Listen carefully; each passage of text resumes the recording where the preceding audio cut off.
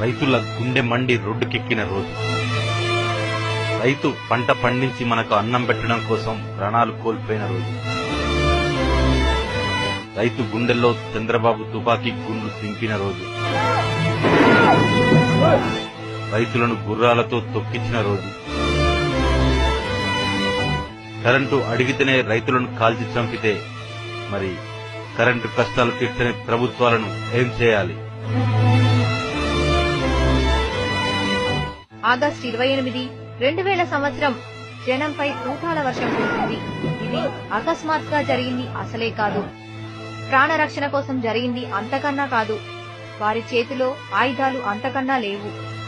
Hitech మోజులో అన్నం పెట్టే రైతులను మరిచి జరిపిన కాల్పులు.